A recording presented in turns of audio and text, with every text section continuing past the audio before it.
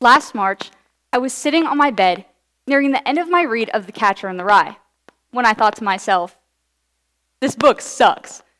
Not only did this book have an absurd amount of filler and needless dialogue, but I couldn't find myself connecting to any experience. I mean, if I told my parents I had just roamed the streets of New York for 3 days by myself, they would have probably had a heart attack. So after finishing this novel, I began to have an insatiable desire to read a classic that I connected with. But after finishing over 10 of them, I struggled connecting any of these books to a personal experience. While it's not to say that any of these books haven't contributed something to American literature, it is to be said that in the 21st century, these stories have little prevalence. So why are we still idolizing outdated philosophies? To truly discover why these classics no longer serve us, we must first discover why these classics are such an integral part of the education system. Then, we will discuss how the American English education system has the exact opposite effect of its intended purpose. Then finally, we will look at solutions for ways to get on with our lives and literature. First, let's turn the page to discuss the waning importance of these classics' themes. You wouldn't expect a 7-year-old to fully understand TikTok, so why are we expecting teens to understand books written almost 6 generations ago? They are no longer applicable to our time and way of living, and the importance of the words they hold has dwindled. The way of thinking introduced in many of these books no longer fit with our ever-evolving world and society. A news reporter on a Genesis blog writes that yes, classics can be tools to reframe the events of today within the words of the past, but that does not mean they will always apply. That is where we as writers come in. We must continue the narrative. So while it is clearly a known idea that books and their themes need to be changed with the times, there seems to be bigger censorship in schools now than ever before. During the 2021 to 2022 school year, over 138 districts banned over 2,500 books, rejecting over 4 million students' rights to be educated on today's events and topics. While many of the books being banned are simply modern-day renditions of these classics already in the system. While To Kill a Mockingbird, a book that deals with racism and prejudice, is being forced into my school's curriculum. The Hate U Give, a book published in 2017 and is also one of the most recent recipients of the Prince Award, is being banned from multiple schools and libraries for the fact that it features a lot of violence. One of the few key differences between these books is the simple fact that the police brutality brought up in The Hate U Give is an ongoing epidemic between now and the last couple of years, and To Kill a Mockingbird is themes of the past, dealing with social inequality and prejudice. Some schools argue that we read these classics as a way to give us a better understanding of our history, so that we don't repeat those same mistakes. And To Kill a Mockingbird is the only one that is said to be teaching us about oppression in this particular section of education. So, our schools want to teach us about the oppression of the past and how not to repeat it, while simultaneously oppressing what we are allowed to know? History simply repeats itself. One of the bigger issues with this is the trap of a one-sided perspective.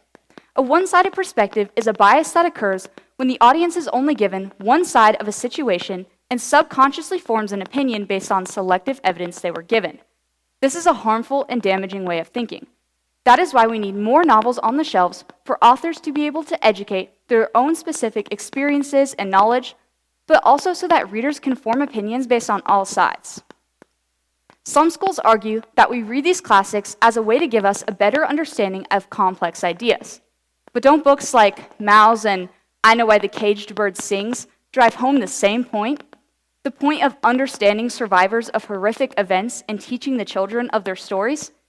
But both of these books I mentioned have been banned in multiple schools and libraries, which goes to show that schools are using books as a way to give us a one-sided perspective. After the youth is forced to read these classics, they are left with a sour taste in their mouth associated with reading.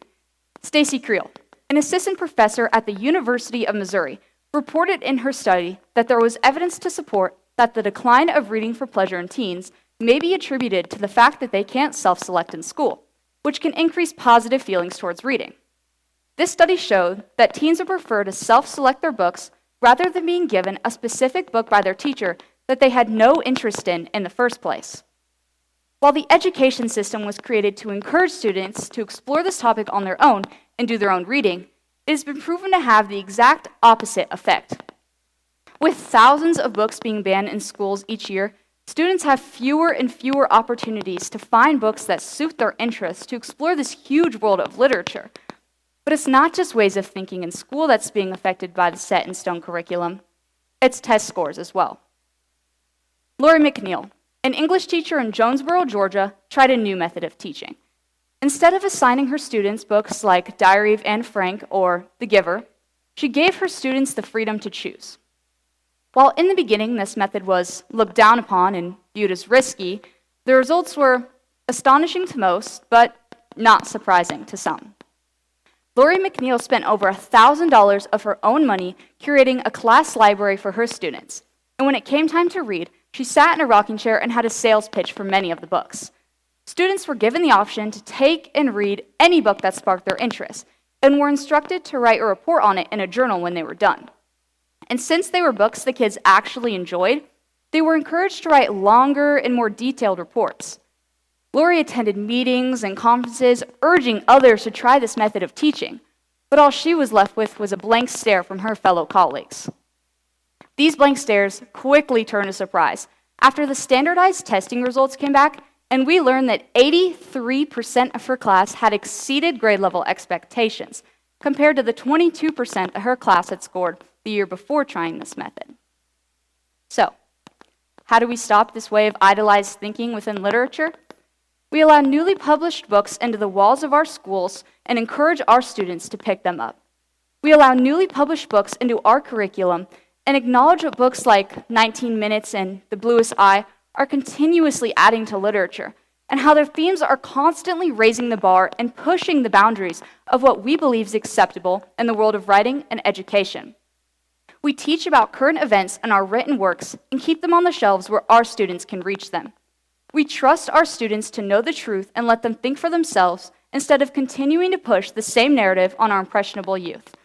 And by opening this world of perspective, we can begin to be more open and inclusive to other opinions and raise the next generation to be strong-willed leaders and readers.